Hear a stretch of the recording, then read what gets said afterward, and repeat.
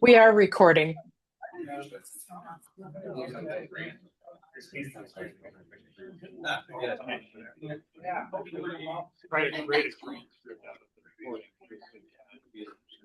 Once I get the recording, as long as it, I don't know if it creates.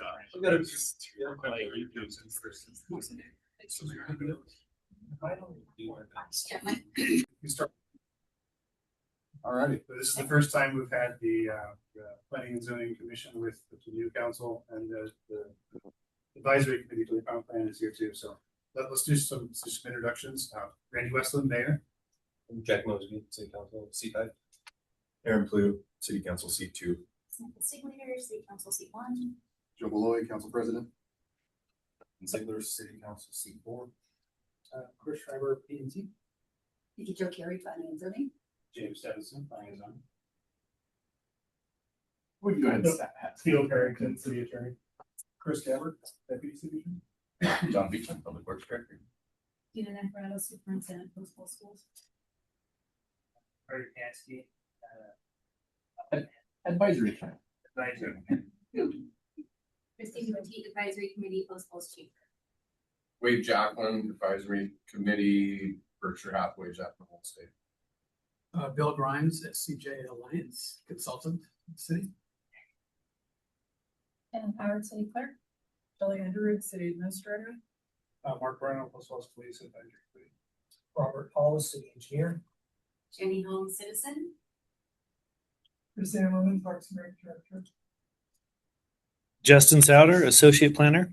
And John Manley, Planning Manager. Bob Seal, Community Development Director. So thank you all for being able to make it tonight. And we've got our presentation from Urban 3 on the fiscal impact analysis. And after she's going to go through the presentation in its entirety. Please take notes and make questions along the way. At the end, in approximately 45 minutes, there will be that time for Q&A. At which point, I'll be kind of ask you to raise your hands, ask your question, and we're going to want to type it into this, but I also might just reiterate it. And Maggie Lyons with the Advisory Committee in PAHA has just arrived. And with that, I think we'll go ahead and turn it over to Heather with Urban 3. Great. Good evening. Thanks, Bob. I am Heather Worthington with Urban 3, and I'm going to share my screen. You should be able to see our intro slide here. Everybody see that? Yep. Great. Well, thanks for having us here this evening. We've really enjoyed working with your staff over the last several months. I'm going to do a quick intro of myself so that you know who you're talking to this evening. I am Heather Worthington, Principal and COO with Urban 3. I was actually born in Lansing, Michigan, and I grew up in Lansing where my dad worked for the city of Lansing. My dad was actually born, excuse me, in Idaho. And as a kid, I really enjoyed, obviously, Schoolhouse Rock and my mom and dad's World Book Encyclopedia and my Globe. But to this quote really kind of drives our work here at Urban 3. We believe that knowledge is power. And so when you bring the data, you can do some amazing things with that. In my career, I've worked in 4 different local government jurisdictions as a city manager and a county manager. And lastly, with the city of Minneapolis as their long-range planning director, where I led the Minneapolis 2040 comp plan. So I have a deep familiarity with what you're doing there in Post Falls with your comp plan. That was the 3rd comp plan I led in my career. And so I'm excited to talk with you this evening about what's happening in Post Falls with the data.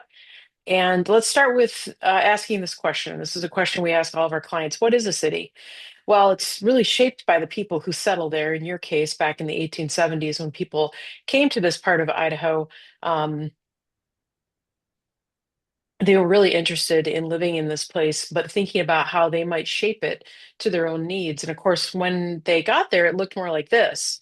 And as anybody knows, a city, while it's a fixed area of land, it's not unlike this idea of how you think about land through the lens of land use economics, or we like to say as a farmer, right? So farmers think about land in terms of the yield of the land. They think about the inputs of water per acre, or fertilizer per acre. They think about labor per acre, crops per acre. So what if we did the same thing for buildings in our cities? What if we thought the same way about the economics of land use?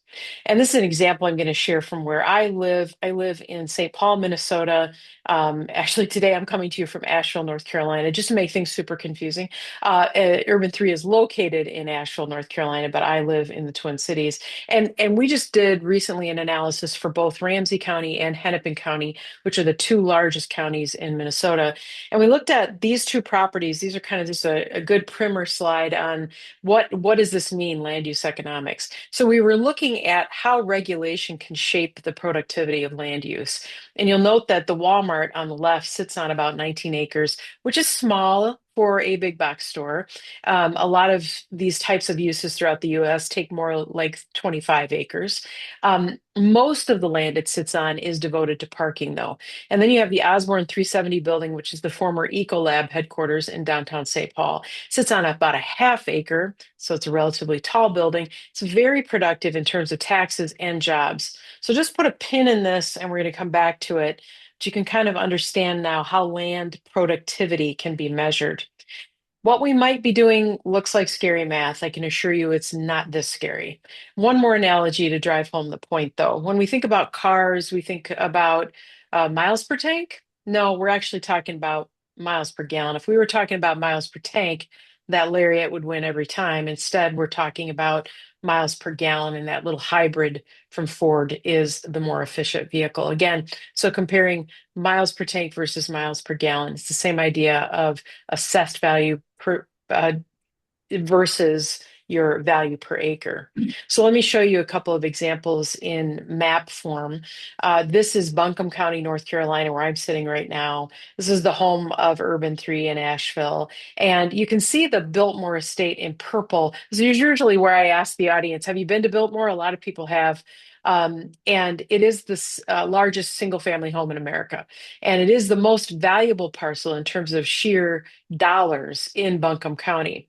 But when we look at the model adjusted for value per acre, Biltmore kind of disappears. It's relatively unproductive parcel when you compare it from in the terms of land use to the downtown. And that's what's really popping up on the map here in Asheville is the downtown spike. That is downtown Asheville. You see a little bit of purple spike out toward Black Mountain to the east, and then out toward Canton west of Asheville. But Asheville is the primary economic driver in this part of North Carolina, in Western North Carolina. So let's pop over to Post Falls, beautiful area of the state. And our little greetings from Idaho card. We do these for every presentation because these are a very popular tourism piece back in the probably 1950s and 60s.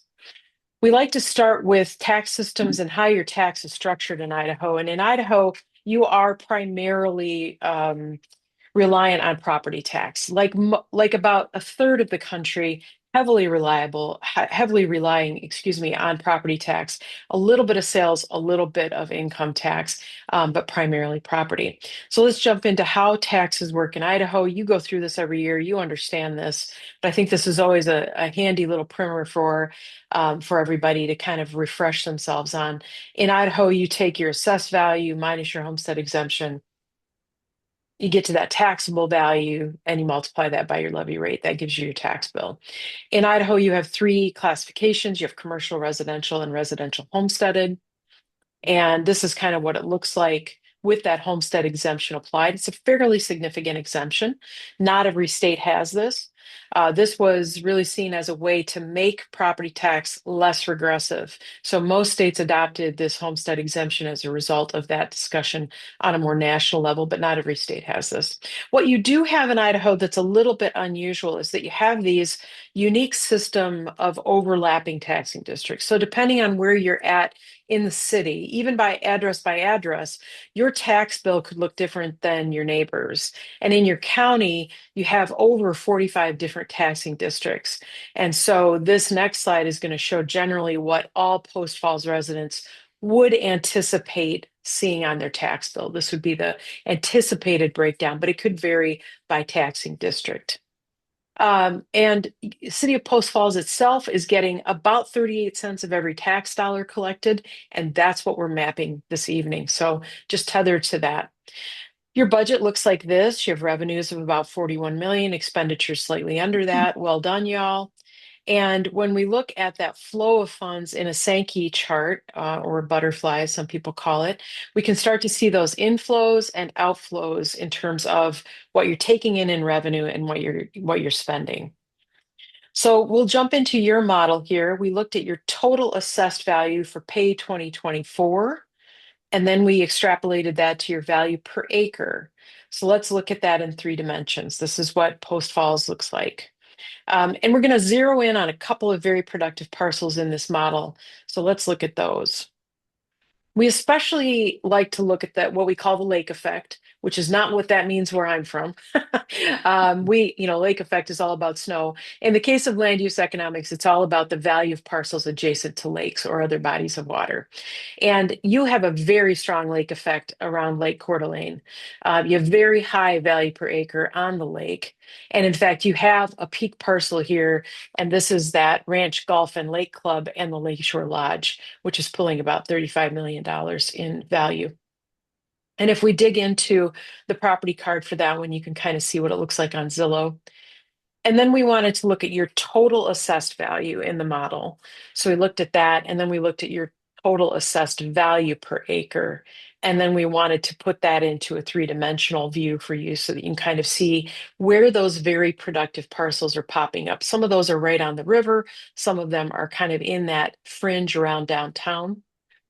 We also like to apply what we call a productivity ratio. So we use that as a kind of shorthand to describe how a specific geographical area is producing revenue for the city in comparison to the model as a whole. So let me walk you through the math here. It's fairly simple math, it's ratio math. And what we come up with when we look at the county versus the city is about 8.6 times the value in the city compared to the county as a whole. So let's kind of look at that in map form here. So Post Falls taxable value is about 8.6 times greater than the amount of area in the county that it takes up. And when we look at Coeur d'Alene, they're at about 13.6 times the value of the county in the area that they take up. Downtown Post Falls is about 12.9 times greater than the amount of county area it takes up, but it's only about 1.5 times greater than the amount of city area that it takes up. So we would expect to see something 6 times or better here for an American city. So Post Falls has a little bit of runway here. They have a little bit of space to make some opportunity improvements in those areas. We also looked at taxable versus exempt land in the county as a whole, and about 44% of your county is exempt. A lot of that is federal land, and that's in the tan in this model.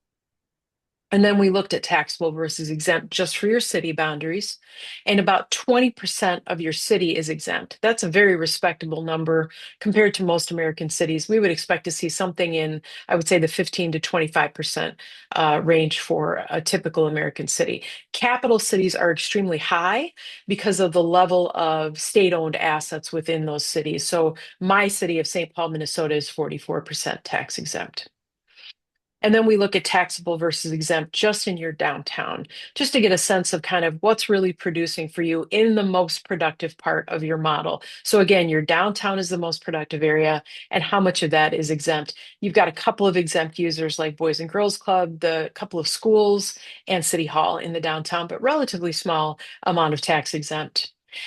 Then we like to dig into land use types. So let me start this chapter by kind of explaining what we're talking about here. So when we get into taxable value per acre, this is an example we like to use just to explain kind of what's happening here. If you take a typical big box store, this one is sitting on just under 30 or just under 21, excuse me, just under 22 acres. There we go. And if we look at the current value, it's pulling about $1 million in value per acre. If we add some land to that, let's say we add 11 acres for parking, we pop that up to 33 acres. We look at a dilution of value down to about $700,000 per acre. But if we subtract 11 acres from the original 21.6, we end up with almost $2 million value. So I think what's nice about this is it just illustrates how parking can really ultimately dilute value on a parcel significantly. This is something to think about. We like to look at Walmarts because across the nation, they are very consistent land users. They build the same types of buildings on almost the same footprint in every community in the nation. So they are very reliable, sort of longitudinal data point in our models. And so we always start with the Walmart. And in the case of Post Falls, your Walmarts are pulling just under $1 million per acre, about $900,000 per acre. And you'll see that little data factoid pop up in the left hand of each screen because we want to kind of tether to that as we move through these different land use models that we did for you. So we're going to start with residential. And, communities are really where people sleep and have their families and their dogs, right? That is primarily a very common land use in cities is residential land uses, right? And so when we think about land uses, we're really thinking about this Opticos model, which is really illustrating the idea of low density, gentle density, medium density, and high density, and kind of this missing middle that we talk about. You probably hear that all the time. And so we start with single family. In the case of Post Falls, we are looking at a range of 1.5 to about 2.4 million per acre for single family. For your missing middle residential, this is going to be duplex, fourplex, cottage court, anywhere from about 1.9 up to 5.4 million per acre. Your multifamily is pulling between 2 and just shy of 4 million an acre. And this is what your roll up looks like. So your missing middle right now is the most productive land use in your residential category. And the peak parcels in Post Falls are these three.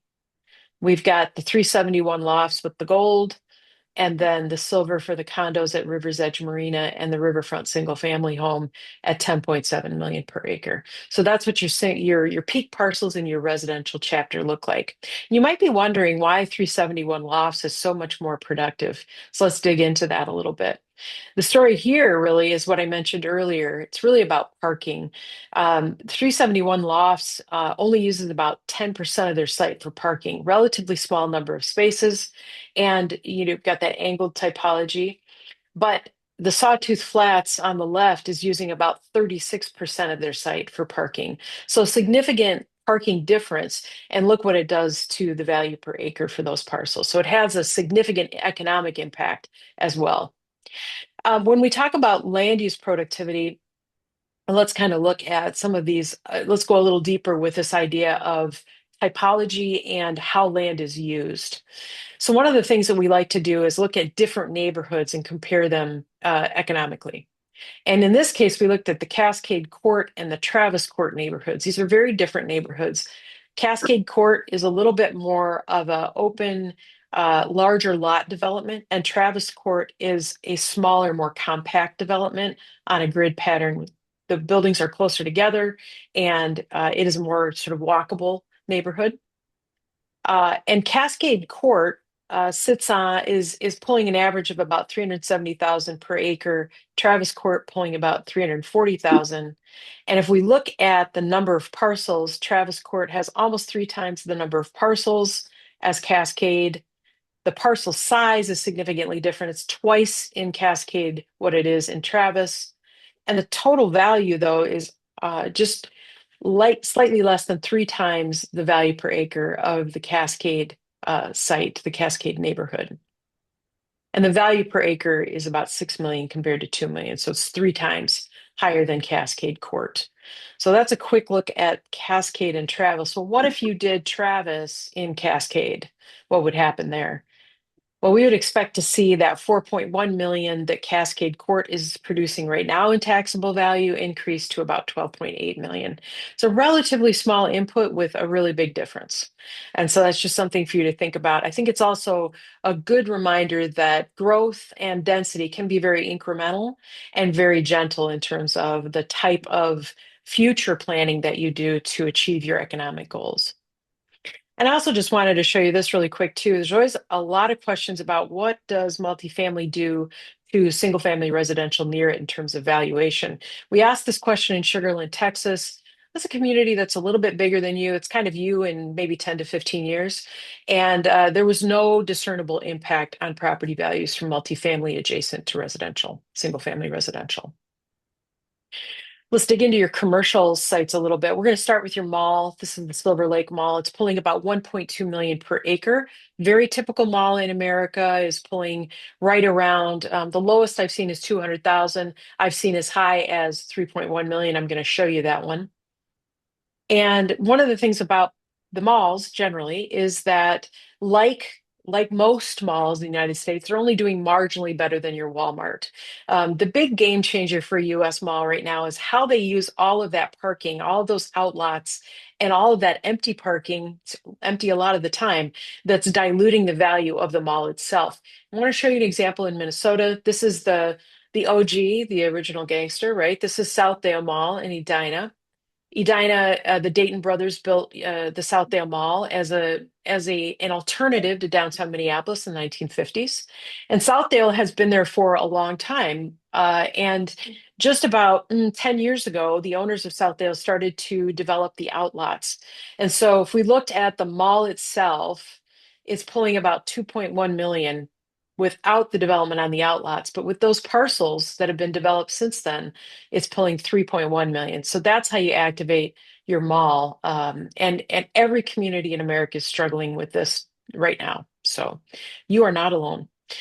We also looked at a couple of your large scale commercial sites. So again, these are big boxes. These are things like your strip malls, Ziggy's, the Lowe's, and Coeur d'Alene. We looked at all of these. These are pulling anywhere from about 400,000 up to about 1.8 million. And then we looked at your smaller scale commercial. So this is a very classic kind of auto related mall. You got the place in there, you got the insurance guy. This pulls about 2.4 million per acres. And then you've got your smaller scale commercial. So these are things like, in this case, the White House Grill, the Bunker Bar. These are pulling about 700,000 to right up to 2.6 million for the Bunker Bar. And this is the roll up for your commercial properties. So your small scale commercial is actually the most potent within your model. It's the most productive. And yet it's probably kind of seen as lesser than, right? In terms of people thinking about the value of the land use, but it's really, really productive for you. And then we looked at mixed use. And again, your Walmart average 900,000 per acre. The Atlas Mill is 5 million per acre. And then we've got the Promenade pulling 5.8 million. We've got the Village at Riverstone. This is in Coeur d'Alene, pulling 17.2 million. And this is the roll-up slide for this chapter, looking at value per acre by building type. So here we're looking at everything from residential lower density all the way up to mixed use higher density. And that parcel in Coeur d'Alene is kind of the winner, but the peak parcel in Post Falls is that one in the middle on the lower column or the lower row, excuse me. And when we look at it in bar chart form, this is what we're seeing. Again, we're seeing those usual suspects that you all know and live with, and they are being very productive in terms of your tax revenue. We also want to kind of look at the tax model with some on-street examples, just to reconnect your brain to what we're talking about here. So we picked on a couple of parcels. We picked on the Riverbend Place, the Bunker Bar that I mentioned earlier. And is it Tobler Marina, like the chocolate bar, I think, River's Edge. And we also looked at Coeur d'Alene and Post Falls next to each other. So we wanted to look at sort of how is Coeur d'Alene producing vis-a-vis Post Falls. Coeur d'Alene being a little bit more of a larger city. And this is what we found, the 371 lofts, and of course the Parkside condos in Coeur d'Alene, which are extremely productive. And you don't have anything that tall yet in Post Falls, so that's something that you may be interested in doing, but that's very different than your typology right now in Post Falls. So those are the two comparisons of peak parcels: the one in Post Falls on the left and the one in Coeur d'Alene on the right. We also looked at your zoning analysis. Since you had done your zoning map, we took that, we correlated it to the primary land uses in your model to try and make a pretty clear chart of what we think is happening. This was our attempt at taking your zoning and kind of creating a map that could show land uses that were relevant to that zoning and what their relative productivity was. And so that's what we did here with this map. So again, this is an expression of your overall zoning. We looked at it by acres. So this is land uses devoted to these categories in area on the tree map on the left. That's called a tree map or a tree chart. And then we looked at how land is broken down by specific uses, and those correlate back to that zoning map.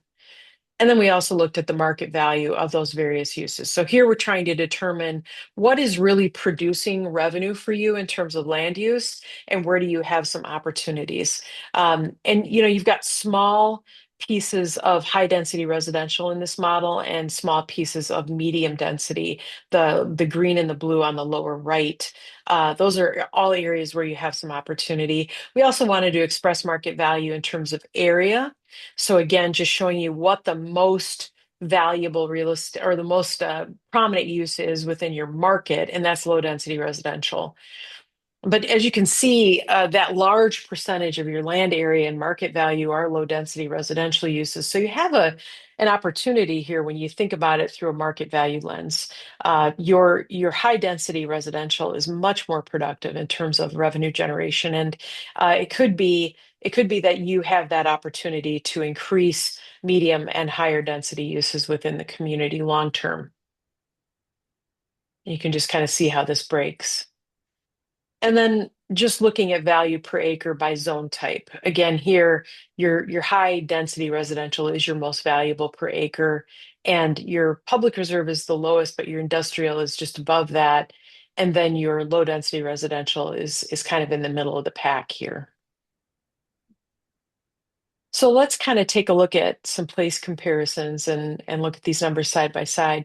In the 1960s, you de-annexed some property in Post Falls and you kind of shrunk your jurisdictional boundaries. And the result of that was that your population did sort of stagnate for a couple of years. But then by the 1980s, you were growing again. And so in that rebound time, the rest of the county got bigger, Coeur d'Alene got bigger, and you were kind of faced in the late 70s with this kind of boom prospect. There was a lot of talk then, and we found this Spokesman Review article from 1975. There's a lot of talk about this part of Idaho really growing. And of course, Coeur d'Alene grew quite a bit in that time period, as did Post Falls.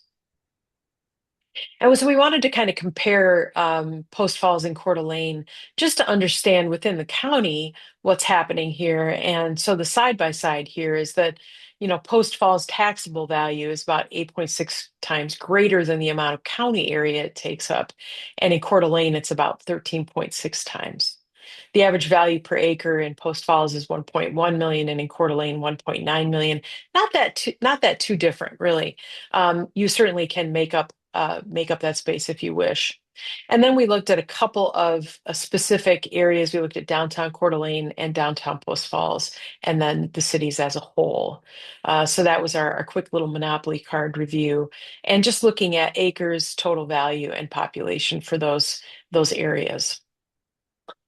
Let's jump into your fiscal review. The other part of this project was for us to do a pretty significant fiscal review of your books. So we were looking at your budget, we're looking at your annual comprehensive financial report, we're looking at things like your pavement income or pavement in condition index. We're looking at all kinds of different data from you.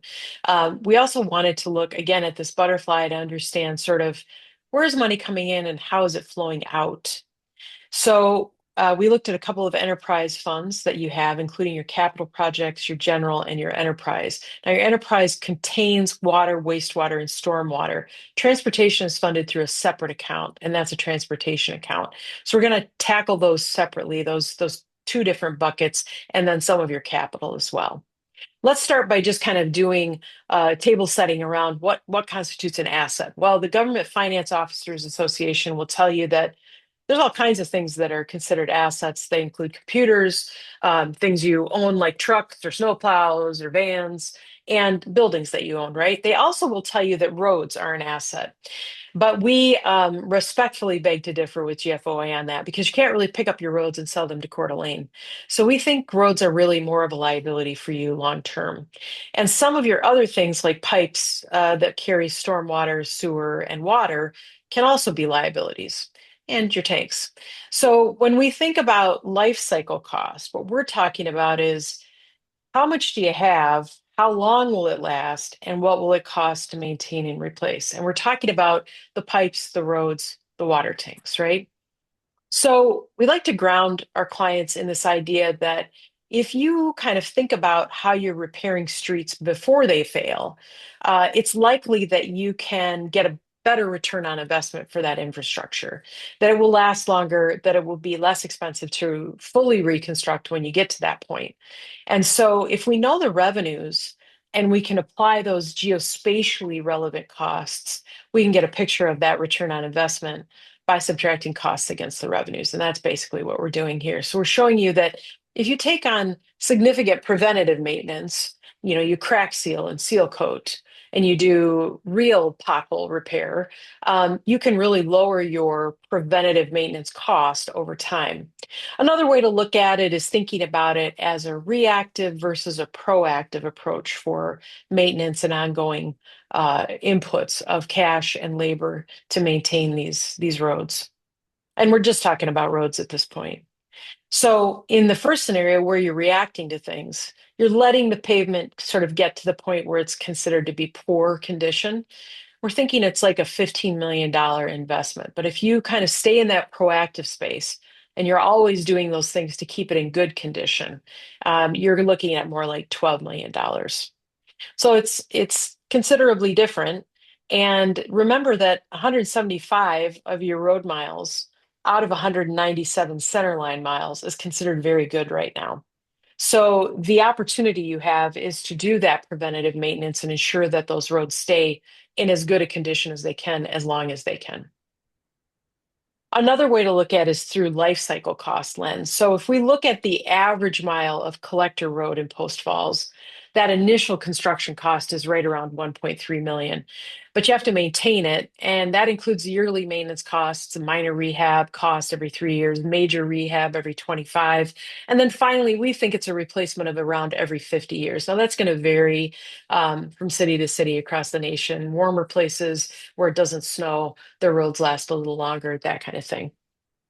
So this is the cycle that we envision for Post Falls. So that initial, what we call inside that city financial planning window is about 1.41 million a year over that 20-year window. And then outside of that, we think it's about 4.65 million outside of the financial planning window that you're already doing. In other words, about 71,000 per year and about 155,000 per year for those roads.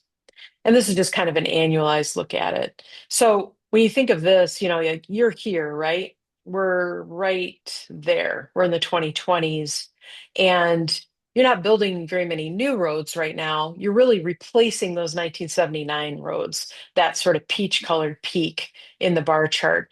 And there's a wave of replacement that's going to happen, and it's happening right now. But you also have that second rebuild cycle that's going to be kind of right now, right happening right now. So you're spending about 12.6 million, but you're also going to move into that third rebuild. So the lesson here really is that your roads never go away. They're kind of forever. And so you have to think about how you're funding that asset or liability in this case long term. And in the case of Post Falls, you've got about 19 square miles that you serve with roadways and with other infrastructure, including your sewer pipes, your stormwater, and your water pipes. And we think it's fun just to say how far could you go on those roads, or in this case, those stormwater pipes. You can go to Coeur d'Alene, that's not that far. With your water, you can go to Alberton, Montana. And with your sewer, you can go to Drummond. And then with your lane miles, you can go to Elliston. So actually, this looks pretty decent compared to a lot of cities. We mapped Gilbert, Arizona a couple of years ago, and they could go all the way to New York City on their roads. That's how much road liability they had. We also like to just kind of look at key infrastructure and making sure that here I'm just emphasizing that this is to maintain what you have. It's not for new development, right? And so when we think about water pipes, we're looking at $7 million current spending with what we think is around 10 million needed. Again, 14 million versus 23 on your sewers and 1 versus 6 on your stormwater. This is the roll-up slide. transportation, water, sewer, and stormwater. This is your annualized spending. Currently, this is what you're spending. We think what you may want to consider spending on the right, and just kind of looking at that as an opportunity area for maintaining this infrastructure in the very good condition that it's maintained in currently. You have a plan for continual fee adjustments to support your enterprise fees, and that's your water, stormwater, and sewer. Your transportation does not have a utility attached to it. And that's something we would ask you to consider doing, is thinking about that 50 to 100-year time horizon for your overall infrastructure. And then if we look at it on a per capita basis, we're really looking at an additional $6 for your water in particular. And if we look at return on investment, uh, just wanting to again ground us in the idea that we looked at all these different documents and we did this analysis and came up with a round number of about 62 million annually that you need to spend on your existing infrastructure, and then spatializing those costs out across the city based on the revenue per acre you are currently making for these land uses. Now, this model is a green-black model. It's not very creative title for this. But what we're looking at is the green portions of the map are your revenue, and the red portions are the needed expenditures. And when we turn the model on its side, we can kind of start to see which parcels are producing enough revenue for supporting themselves and which are not. And so, one of the things that we see pretty typically across the board in American cities is that single family uses do not support their service delivery needs in terms of the revenue they generate. And that is without exception, that we've seen that in every community that we've modeled. Your net position is about minus 36 million. And when we look at it again here, these black parcels that are popping up, these are the really productive parcels. Those are net positive per acre. And then you've got a bunch of net negative per acre in this model. Again, we see this everywhere, that you're not unique in this regard.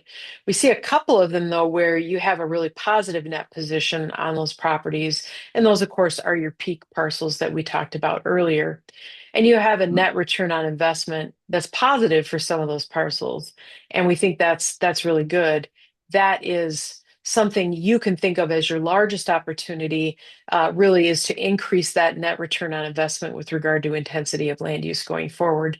An example of that would be here. When we look at those net ROI per acre examples by building type, we see the promenade, that mixed use parcel, as an example of the really net, very productive type of land use. That lower density residential is underwater at about for almost $5,000 per acre. Your lower density commercial just under 2,000, and that medium density commercial is almost $10,000 underwater in terms of net ROI. We thought it would be good to look at a couple of growth projections, since you do anticipate growing over the next several decades. So we looked at a land use portfolio for these, what we call projections, that were based on your planning department generating these different parcels to look at. So this is a slide that explains what each scenario was. So we added commercial, we added residential dwelling units, and then we reached a DUA, dwelling unit per acre model. And then we looked here at the number of parcel acres. And in each case, the parcel acreage was 2,500 and a range of 2.5 up to 6.3 dwelling units per acre. So that's the projection that we established for this chapter. We used our development evaluator tool. You'll have access to this once the analysis is complete. And this is something you'll be able to plug numbers into, and it will generate this kind of return on investment data for the city so that you can evaluate different development scenarios as developers come forward and want to talk with you. This was a tool I wish I had when I was doing economic development. So that's why we created it. I said, boy, it would really be great if my friends over in local government had this. So let's kind of take a look at this. We did scenario one, and this we added 7.9 million square feet of commercial and about 6,400 residential units. In scenario two, about 10.4 million square feet of added commercial and about 10,000 residential units. Scenario three was 9.2 million and about 15,000 residential units. You can see we just have a break even there. Okay. And then scenario three star, we added because we wanted to get a net positive position on one of the scenarios. So net position for scenario three star is actually positive 5,000. And that's primarily due to our inclusion of a highly potent mixed use parcel. And that's this right here. So we basically replicated the promenade in this scenario. And we net out just over $5,000 per acre on that. If we look at the roll up, these are the projected parcels. So this is just the parcels we just looked at, and we net out about 5.3 thousand per acre on those. But if you look at the scenarios compared to the city as a whole, all of those are still net negative. And I think this really speaks to the challenge of getting to a net positive position in terms of compact development and density going forward. So we're in the home stretch here. That's the good news. So now what? Well, we have a couple of main takeaways for you this evening. One is we really think you have an opportunity to kind of thicken up, as we like to say. You have finite land resources. We strongly recommend that you use them wisely going forward and think about how you can achieve an intensity of land use that will make the city economically sustainable long term. And we can help you decide what that's going to look like in terms of those building typologies. But one of the easiest things you can do is just build more compact single family when you build compact single family, right? And so that's a really simple thing that you can do. You can build and grow that Purple Mountain. Your friends in Coeur d'Alene have done that fairly successfully. You definitely have the market to be able to do that. And so that's another opportunity area for you. We also really strongly urge our clients to really know costs and consequences, right? And so when you build something like medium density commercial that's really auto oriented and heavily dependent on parking, you are diluting the value of that parcel to the city in terms of revenue generation. But when you build something mixed use like the promenade, you are really increasing the city's revenue over time, making that parcel much more productive and using that land like a farmer would, right? Inputting fewer chemicals per acre and getting more crops per acre. That's another thing we like to think of in terms of a city again, a finite collection of land uses. So think of it as a portfolio, right? It's just like your retirement savings, really. And occasionally, especially as we get older, we reevaluate those retirement savings and we kind of ask ourselves, should I be in this risky category or should I move out of, like AI stocks and into something that's a little safer? The same is really true with your land use portfolio. So think about how you can limit that financial risk and really grow those land assets to ensure long-term economic sustainability. And here you have great examples, Travis Court versus Cascade Court. The River Run gated community is another extremely productive land use within your model. And the roll-up slide here, thinking about those land use portfolios that you've established. It's not that you can't eat potato chips. I mean, my God, I don't think anybody wants to give up potato chips. So we love our chips, but we also need to eat our broccoli, right? So think about those infill opportunities and think about a little more broccoli and a few less potato chips. And then consider spatial consequences. Spreading out is really expensive. It really costs you money long term. Again, back to Cascade versus Travis Court. And look at how much more productive that Travis Court neighborhood is. And then finally, really look for examples of very productive places and just replicate them, right? This is just a very, very general anywhere United States slide, but there's really three different ways here to build 32 homes, right? The end result is you end up with 32 homes, but you can build them in a very different way. And I can tell you that on the left there, that low density typology is very expensive to build. It takes a lot of infrastructure. And that very compact high density takes relatively little infrastructure. And so that's the difference in terms of your net return on investment. We also really appreciate our friend at Strong Towns, Chuck Marone. Strongly encourage you to read his book. And as always, we encourage you to do the math because the math will guide you to making good decisions and data-driven decisions. That's my contact information, and I will turn off the presentation and I will stand for questions. Open for questions from council, P and Z, advisory committee. Yeah, I think that, and sorry, really quick, sorry, Justin's going to type in the questions so we can keep that as a reference, as a record.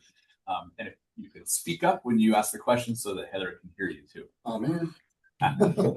Joe. So in your modeling of infrastructure longevity, is there a factor calculated in for increased use of infrastructure in higher density neighborhoods? For example, a neighborhood with 10 residences per acre is going to use a lot more car traffic than a large lot single family. Is that calculated into your numbers? So Yeah, for bro. Yeah, I'm assuming a road on a cul-de-sac is going to last a lot longer than a road downtown. Likely. Yes, roads, yes. For other infrastructure, not really relevant. Usually pipes are sized, they're oversized, right? And so usually there's additional capacity within your underground infrastructure, your water, sewer, and storm sewer. Roads are yes, a little bit different, but I would say the cost differential with say 8 units per acre versus 4 units per acre is probably negligible. I think if you were in a very high sort of density and high commercial traffic situation, that would be a differential that we would want to look at. I think from my years, and I got to defer to your city engineer on this, but my years of rebuilding city roads, and I did a lot of them over the years, the most damaging traffic on those roads is heavy vehicles like garbage trucks, commercial vehicles like trucks. And so again, if it's primarily residential traffic, I would say the impact is relatively negligible.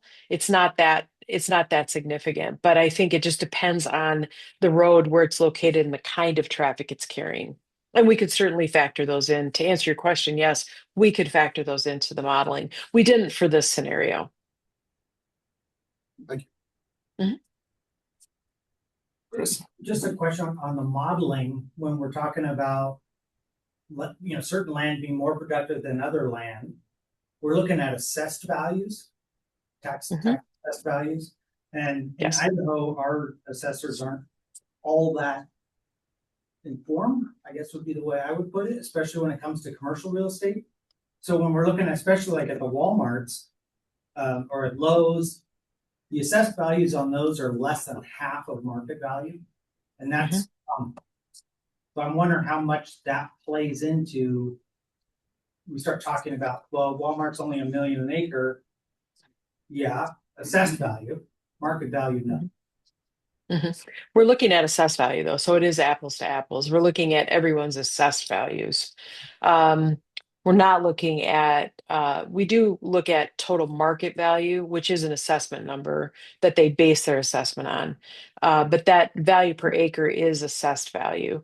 So we are looking at that. Really, the biggest difference is the amount of parking and how parking is taxed. So parking tends to be a lower taxed item in terms of that portfolio of land uses. And so parking does dilute the value of a parcel. The building itself may be worth X, but the parking is worth much less than that. And so that's what's diluting the overall value. And I'd just like to chime in the sense that assessed is what the taxes are based on. Yeah. So we have to go with that. Right. Just as a apples to apples comparison, right? We want to make sure we're talking about the same things. I can't speak to your assessor, but I would generally say that properties are assessed much lower than their market value generally, right? Whether they're residential or commercial. Mark, you had a question? Yeah, so I'm new here, so forgive me. But I'm wondering, is there any discussion when we look at value about the impact on the expense side for different types of parcels and one building 1 acre with 50 apartment units versus 1 acre with snowbirds that come for 4 months out of the year are going to have a different drain on city services. What types of city services are you talking about in particular? Water and sewer, or are you talking about other services? All services, water, sewer, police, roads. We didn't look at public safety. Okay. Public safety data is very challenging to assign per parcel, right? Um, but we can explore that.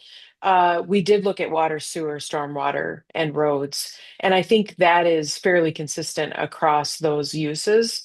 So I can't answer your question about public safety, but I can tell you that we did analyze sort of overall costs for infrastructure for all types of uses within your model. Sorry, I'd seen yours before. Thank you. Yes. Earlier in your presentation, you mentioned that the adjacent multifamily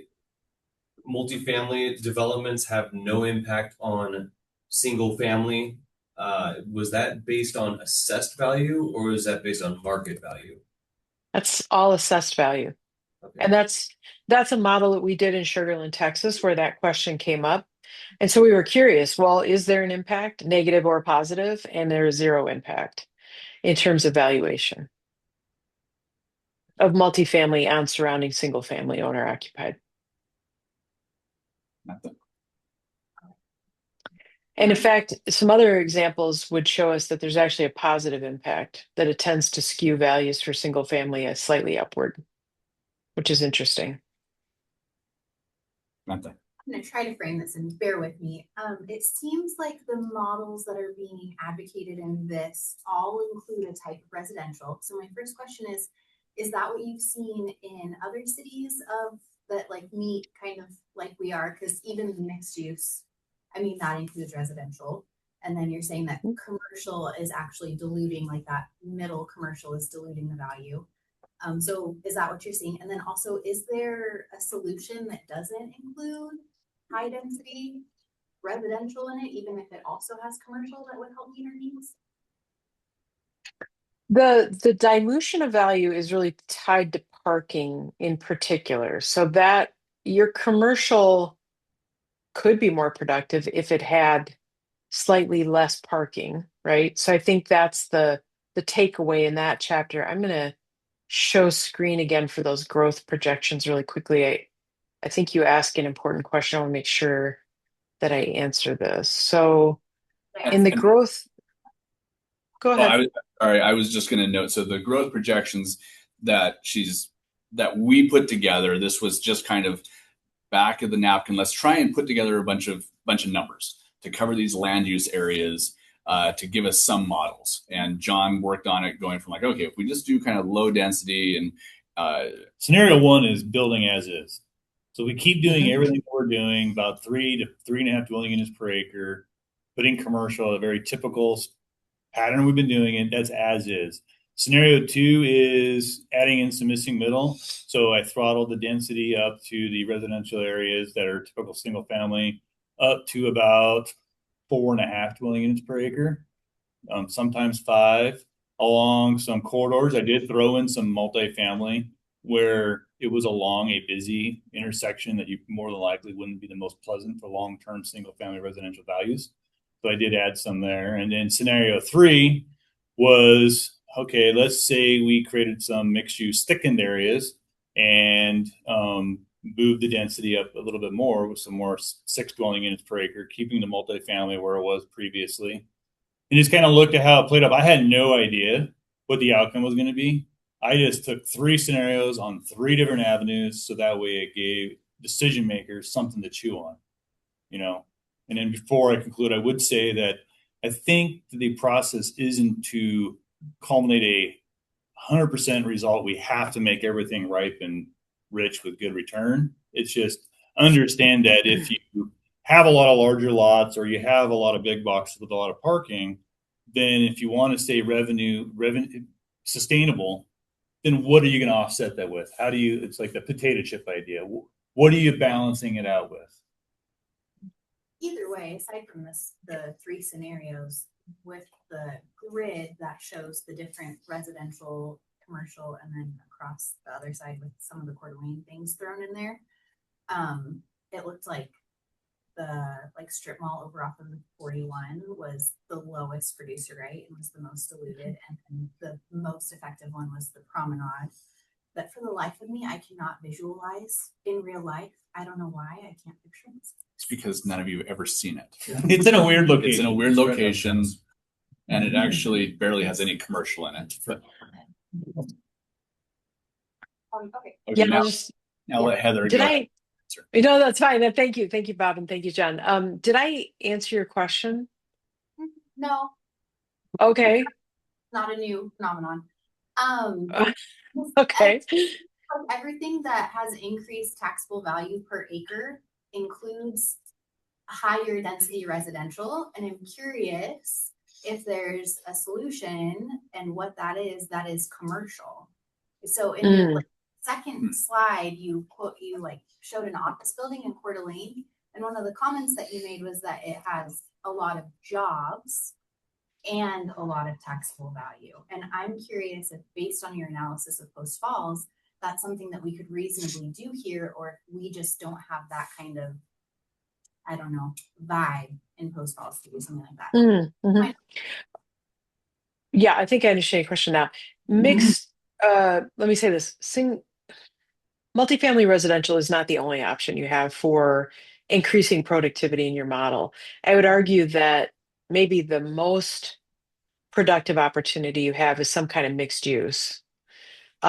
But putting on my old development hat for a minute, I will also tell you that is the hardest thing to land for a community, because mixed use, true mixed use, where you have commercial, retail, housing, for instance, in one building, is a really difficult thing to do.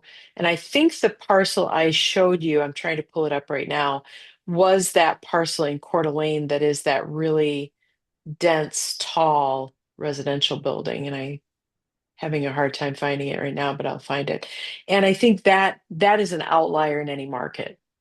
So Coeur d'Alene did that, but I don't know that I don't know that I'd expect or anticipate any community to be able to replicate that. That seems like a little bit of an outlier parcel. And another example that you had that kind of might speak to this, and it does go back to your first statement just a couple minutes ago, is like when you look at Sherman Avenue, I think she had Clark's Jewelers on there, and you look at Sherman Avenue, and that was at 13 some odd per million per acre. There's really no parking associated with that. They don't have to provide, so it's diluted through the additional parking requirements. Yeah. This is the promenade on the left, and this is Riverstone and Coeur d'Alene. Again, those would seem to be relatively replicable for you. And again, the Riverstone in particular, Riverstone, is that right? Is pulling a lot more value for Coeur d'Alene, right? It's pulling 17.2 million per acre. The parcel that I showed, the tall parcel, I still can't find it for some reason. Oh, there it is. I know now where I'm going. Okay. Hang on a second. My poor PowerPoint has been behaving all evening, and now it's decided to misbehave. There's an animation in this slide. Here we go. Oh, I went too fast. There you go. Parkside condos. I think it would be hard. I think it'd be hard pressed to do parkside condos, which would be incredibly productive, but I think that would be challenging to accomplish, especially in this market right now. But that said, if you just do a couple more 371 lofts, right, you're on the right track. You don't have to do a lot of that. You just have to do a little more than that, a little more of that. It was also probably the most controversial building that's ever been put up in Post Falls. So, of course it is. Yeah. Yep. Questions? Other questions. So if we're talking about the dilution of commercial values due to parking, it's because of the actual square footage of parking being taken up by the space. Right? So the land area. In the case of like the 271 loss, we have minimal parking there, which is one of the biggest complaints that we get. Do any kind of, especially multi-story, higher density residential. We even went down to 1.5 park lots per occupant, which is not enough. So have you seen any, or is there opportunity to do any, architecturally dense parking, like parking garages or even in like townhome style or vertical living under the structure to get that density down to taxable value? Yeah, for sure. I mean, I think, and I'm not an architect, but this is an area where I think you can bring in some people to do some urban design work. The most creative solution to that I've seen in my market is what I call a tuck under garage. So the townhome is elevated at the street level, or it can take advantage of a topographically sort of sloping lot where you have parking in behind the unit off a common drive, and then the townhome sits on top of the part of the parking, and then it's a walk up to the first story. That's a very typical. We see that typology throughout the Midwest, and that is a way to make the site very compact in terms of the parking needed. I'd be curious, like on the Walmart model, how it would change the value if at 170 parking spots that went over 12 acres and you just had a garage, Right. how would that change the commercial impact? And I Yeah, think that's interesting. Oh, go ahead. Sorry. it really comes down to the cost to Walmart to build that. Right. Right, You're right. talking about Cheaper than $50,000. Right. So close to, Yeah. probably plus $1,000 per parking stall. So you mentioned taxable value on parking spaces. Is that based on the number of spaces or the area that it's within? It's usually surface, but Heather, do you have anything on that? You are probably discounting parking as a land use in terms of its assessment.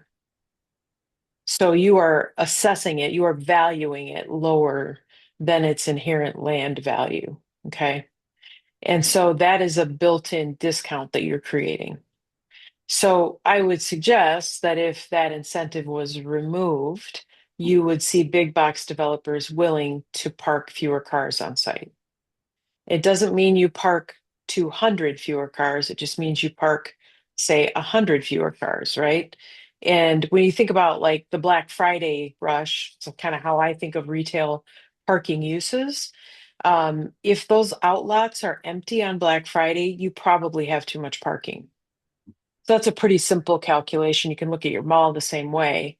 Those sites tend to be overparked because large retailers want to have the assured parking for those sort of peak days. But I think they're probably overbuilding parking by a factor of 10 to 20%. So that's something you can easily regulate. You can regulate it in different ways. You can require less and you can tax it at a higher rate. Taxing would be our assessor, and that's getting him to Right. work different. Sure. I would just also suggest to you that big box development, they're very set in their ways and they will tell you as much. And so getting them to change the actual sort of type of building they're building is very challenging. And I have some firsthand experience with this because Menards, which is kind of a Home Depot type of retailer, built a 2-story store in my neighborhood, but the amount of work that took with the city was quite substantial. And so that's a very unusual approach to building that type of big box, but it can be done. It's not impossible. I saw a hand. Yeah, Randy. So this is a very difficult trade-off for us as policymakers, because if you ask most local residents, they'll say they want low density and low taxes. And there's a trade-off, right? Because the more we have more parking spaces and more of the open areas and less productive land uses, effectively the higher taxes have to be in order for the city. That's really the trade-off we're doing. That's right. You just described it perfectly. And I think that is the challenge. And I think that's also, though, why it's helpful to show people the actual economics of land use and why that scenario does not pencil, right? It never is a break even for a city. Low density, low taxes. That doesn't work. And with the projections you have, if we're spending 26 million a year on infrastructure, we should be spending 62 to maintain what we have if that's even close to correct, that's a pretty substantial gap. I do want to just chime in But on that really quick. And we've kind of gone through these numbers a lot. We're for like our water and wastewater, we're currently collecting on basically a 20-year horizon. But there's the anticipation that when they're looking at 50 to 100 years, there's going to have to be right. those gradual increases through updating the plans and recognizing, okay, instead of 2.5% increase every year, we need to modify that, and that gets addressed with the planning models that John Yeah. does. Yeah. And I'll also just say that, Mayor, I think this is the other thing that comes into my mind if I put my old city manager hat on for a minute is just the challenge of trying to forecast that budget increase year over year and wanting that to be a fairly predictable number year over year. And so if you have that longer life cycle sort of picture, it can really help you plan that fee increase or that taxation increase year over year. So that's the kind of, I like to think of that as looking around the corner. You're able to kind of see what's coming next. That's why we offer that because that's a true cost in terms of the value of the asset over time as a life cycle cost. So it's kind of akin to thinking about your house or your car and the types of financial inputs you need to make there, a new roof, foundation repair, new set of tires, those kinds of things. So I see a question in the chat about a parking garage increasing the value of a Walmart. Um, it could. I think it won't pencil for Walmart, which makes that really challenging for them because they want to build as cheaply as they can. By their own admission, their own real estate director has told us that they anticipate a 20-year lifespan for their buildings. So they want to build a 20-year tip up, right? They want to build a tip up building that basically looks and acts like a big warehouse, but is able to be used for retail. And they need parking that will accommodate sort of turnover per person turnover for that store for the period of time they're open during the day, which is pretty long for a lot of Walmarts. And so I think that they have a magic spreadsheet that they use for that, I'm sure. But I can tell you that for a project like that, Menards in St. Paul, it was really hard to get that pencil for Menards, and they kind of went kicking and screaming. That Menards has been very productive for them in terms of a store location, but I'm sure it ended up costing them money in terms of how the site was built and how they parked it. It's underparked a little bit, but it sits on a light rail transit line. So, those are sort of the give and take that go into that conversation. But you certainly could lower their parking counts with something like that, and you would increase the productivity of the parcel if you did that. It'd be kind of fun to play with that as a model. Mark, question. Yes, so as the mayor stated, the people tell us they want low taxes and low density. Mhm. And the city's been around a long time and we have both of those things right now. How have we gotten away with it? That's a great question. I think that's a really great question. I think the way you've gotten away with it is that you've grown to the point where you can sustain yourself, but you cannot grow further. I think that's what the numbers would show us is that if you intend to grow as a community, you will probably find that you can't sustain that low tax structure that you have right now. And I think that also with her, as some of one of the screens shots showed is that we're already negative. Long term, we're already negative. I mean, that's all the numbers were based on present day. So present day, we are short, $64 million over that multi-year. Well, $64 million a year, whatever it was. Sorry, the gap that we're already in over the long term. And if we don't build stuff that has that thickening, the options or potential options that we can find, it's kind of to make up that $40 million in infrastructure that we're not currently spending on maintenance. Is that what you're saying?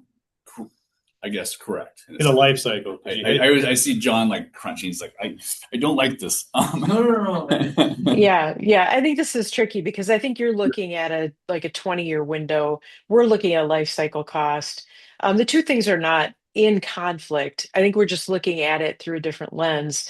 And pulled up this key infrastructure slide really quickly. In your enterprise funds, you have a regular utility fee for these, right? And so you have a plan to stay whole or net positive or net sort of neutral on these over time. It's for your transportation costs that we have a little bit of concern because, again, you've got a fair amount of road miles and you don't right now have needed spending to meet those needs over time. So I think that's the thing that we just want to, again, this is not a Chicken Little situation. The sky's not falling here. But it is something that we think you have an opportunity to think a little bit differently about as you grow as a community. And you're gonna kind of address those market pressures that you're gonna encounter. John, did you want to try and better Yeah, answer? I think I'd say a couple of things to add to that. I think one interpretation of this is as we look at future planning cycles for water, wastewater, and streets, you're going to see the replacement costs for some of those aging assets come into those plans in a way that they're not in there right now. Our sewer is built in the 80s. So if it's got a 50-year life cycle, we're not even seeing those in the your time frame. Yeah, and it wouldn't necessarily make sense to plan for that today. We should know it's coming. We don't necessarily need to again increase rates to fund a project in 50 years. We just need to make sure that we are thinking of it consciously. The other thing I'd say to Councilor Lucas' question about how we gotten away with it, and I'm not the right person to answer this question, but I know enough to be dangerous. The way levy rates and the state code worked for the previous 20 years allowed growth to fund maintenance of things in a way that it doesn't currently. So the growth that we saw over the last 20 years helped us to fund and even to build, in some cases, replacement roads that needed replacement. That model no longer exists. So, this sort of ties into the presentation. We can't necessarily grow our way out of this maintenance predicament the same way maybe it was grown out of from the 80s through 2000. And if a financial person from the city wants to correct that, I would accept corrections. Well, you like to jump in, so that sounded a pretty good job. Because we become sort of like a Ponzi scheme, right? Where we're trying to grow our way out and continually grow, but that requires building more road miles, building more sewers, building more, like adding to the problem. Somebody might say, well, shouldn't you just stop doing that and stop throwing more gas on the fire? But this is saying that the gas is what we need to increase our density in order to catch up on property values in order to pay for the things that we already have and the maintenance that's going to need. Well, it'll certainly help you. It won't be a panacea, but I think if you think about how you're going to grow and how you might add population over time, and think about that sort of incremental approach, that infill approach, right? So that when you build something new, you're not just building large lot single family homes, that you're thinking about a mixture of uses and types so that you are increasing your productivity overall. We got 5 minutes left before the council needs to be able to head upstairs. Are there any questions? What's the impact of sales tax? Like from a We didn't map sales tax for your model. We can look at that, and it's a relatively small amount of revenue for you as a city. I don't know how that would look for the state, and how productive that use would be in terms of sales tax. As the sales tax goes to the state, the state then gives us back a little bit. I'm just is that partially offset the property tax cost? Not really, no. Margin almost nil. We get about 5 million a year in sales tax sharing from the state. And that's a portion mainly based on population, not based on where it was collected. Oh, okay. So it doesn't really help us to add sales transactions in the city, which is unfortunate. Yeah, population. Anybody else? Anybody from the advisory? Oh, yes. Carter. I've got a question, I guess, just looking at like our city has a lot of what you may call more of a traditional zoning. We also have some smart code. Is there any smart code depending on intensity, I guess, allows different uses on a single parcel. Like within smart code, I've got a single family house. If I wanted to make it a home office for the bakery, add something to it, I can. Is there a difference in those property values versus like your R1, your R2, your commercial land? Within what we're looking at, like, is there a map either?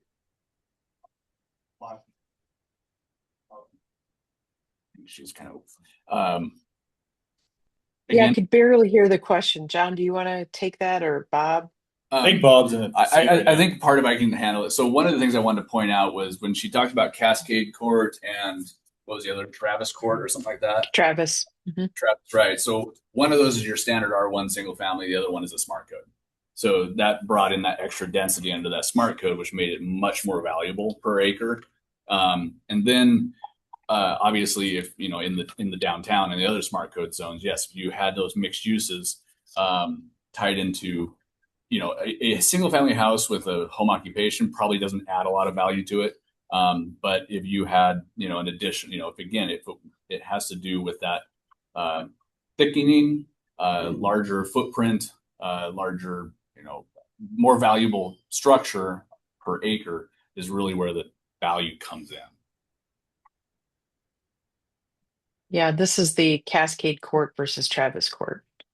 So if you did Travis Court on Cascade, you'd get about 12.8 million per acre. I think they assess it what it is and what it's on, not what it could be. So if you have a 0.1 acre, okay, now you have a smaller lot, so you get its land value. Then you have a structure value, whatever that is, and then so you may have an age of year built may even play a factor into the age of the home. This is a difference, I guess. Say single family home based on assessed value on that property, doesn't matter what the zoning is. If potentially, and then you being downtown, you may have a proximity. Right.